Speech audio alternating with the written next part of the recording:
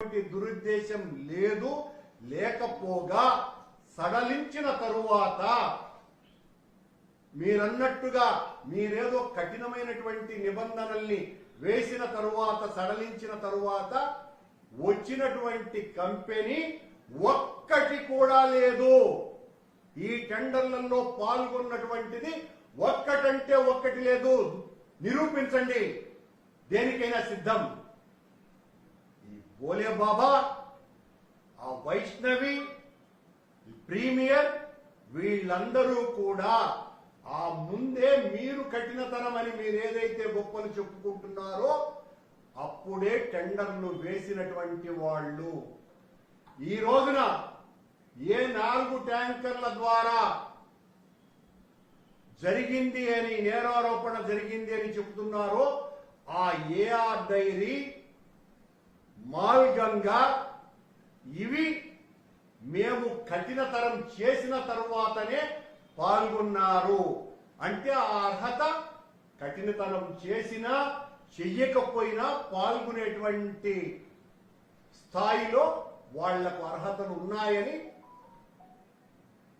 ఆ అర్హతను నిర్ణయించేటువంటి కమిటీలు నిర్ధారించిన తరువాతనే ఇవి చేయటం జరిగింది, టెండర్లలో పాల్గొనటం జరిగింది.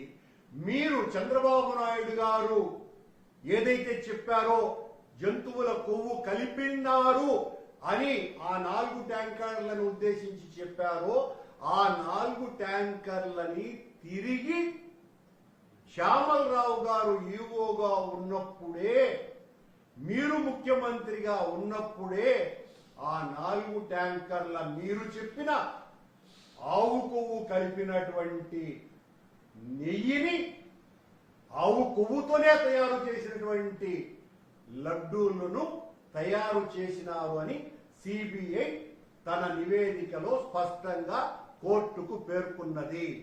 ఇక దొంగలెవరు? అలాగే ఈ పత్రికా సమావేశంలో మేము చాలా ట్యాంకర్లను వెనక్కి పంపించేసినామని అన్నారు. మా హయాంలో 18 ట్యాంకర్లను పట్టుకొని ఆనాడున్నటువంటి ప్రామాణికతలకి సరిపోనటువంటి ట్యాంకర్లను మేము అంతకు పూర్వం తెలుగుదేశం ప్రభుత్వంలో చంద్రబాబు నాయుడు గారి ప్రభుత్వం కూడా 14 సార్లు రిజెక్ట్ కాబడ్డాయి అన్నటువంటి విషయాన్ని మరిచిపోతే ఎలా? నెక్స్ట్ సిఎస్ఆర్టిఐ సంబంధించినటువంటి రిపోర్ట్లు వచ్చిన తరువాత